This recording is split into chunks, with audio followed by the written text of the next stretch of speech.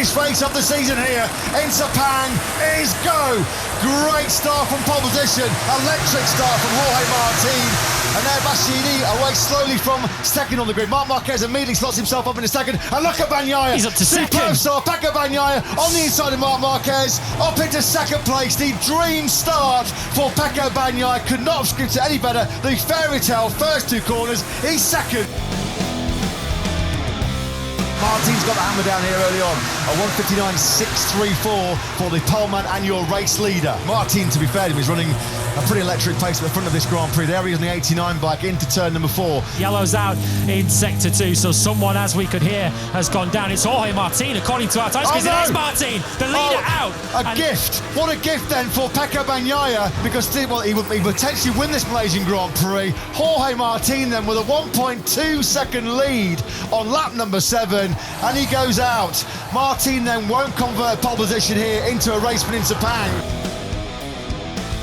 ALEIX Espargaro, the big loser out of the World Championship contenders. He's somewhere roughly around where he started, but as you can see, confirmation, left-hand side of your screen, ALEIX Espargaro down 1 off the line to 11th. We thought it was a slim chance for ALEIX Espargaro and Aprilia to capture this year's MotoGP World Championship, and that looks like will be the case. ALEIX Espargaro's World Championship hopes are fading fast. He's now down to 15th position. And Aprilia's hopes of keeping themselves in the hunt, vying for glory in Valencia, are disappearing without a trace, aren't they? It has not been an end of a season to remember for the Nuwali factory or for ALEIX Espargaro. It's all ending in rather timid fashion for the Spaniard in his 300th Grand Prix appearance.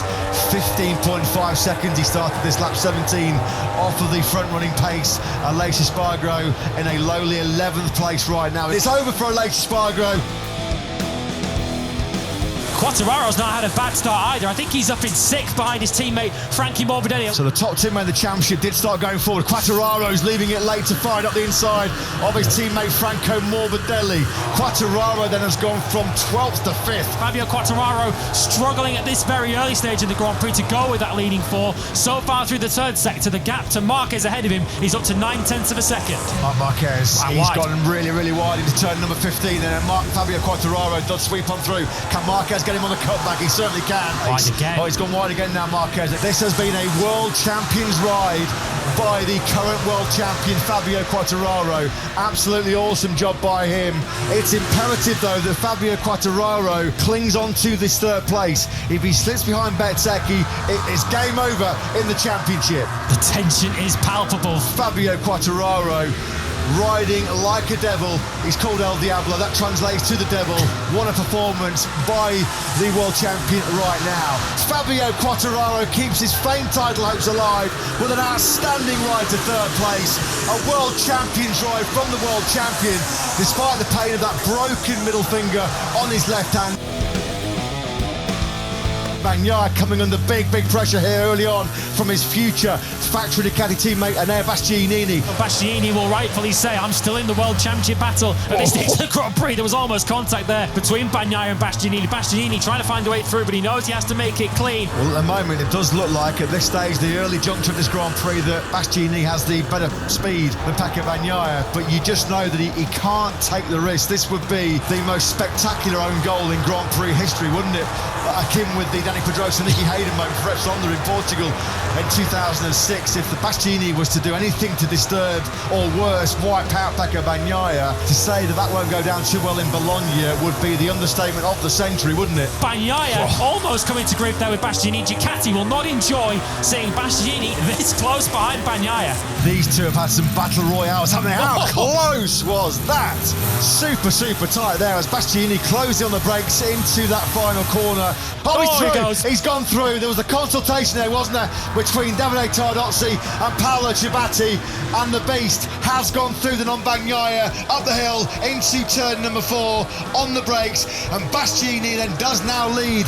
What is going on here then? Paolo Ciabatti, Ducati Corsa sporting director, locked in conversation again with the Catalanovo team manager Davide Tardozzi. I'd love to stick a microphone in between those two right now to find out just how Ducati are going to call this one. The tension, you can cut the atmosphere with a knife here. We're feeling it in the commentary box, myself and Lewis, what it must be like down in pit lane. It's still Bastianini for Bagnaia. We're looking outside our commentary box window. The factory Ducati box and the Grassini box are next door to each other, so they're not too far away. If they want to issue a message to Grassini, they're right there, but Bagnaia's looking to take that out of their hands. Here he goes on the inside of Bastianini, then into the final corner, and Bagnaia does retake the lead. They come into the first gear, turn number 9. Hard on the brakes, the pair of them go. They both snake sideways. And Bastianini, a little bit like he did on the last lap in Mazzano, almost careers into the back of Pecco Bagnaia. He will say, I'm sure, after the race, there was a margin for error there, but how close was that?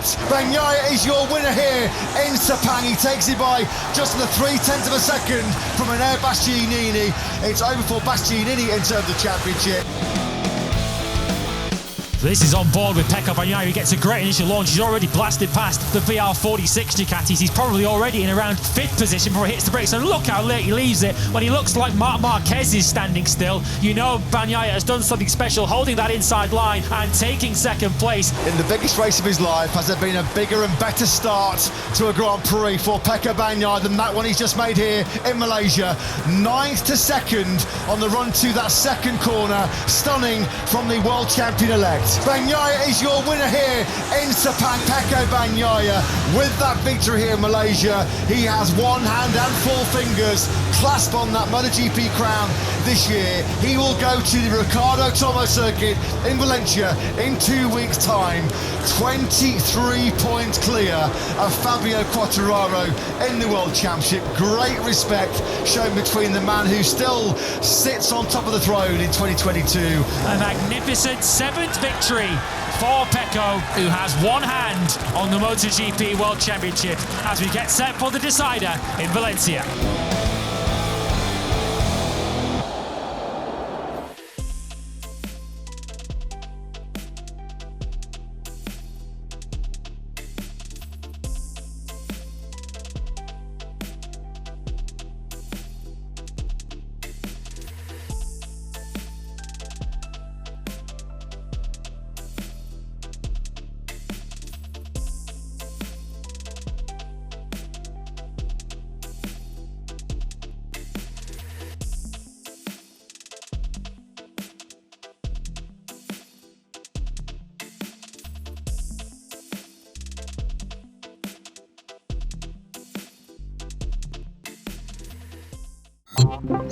If you like these videos, click here and here if you like more videos like this.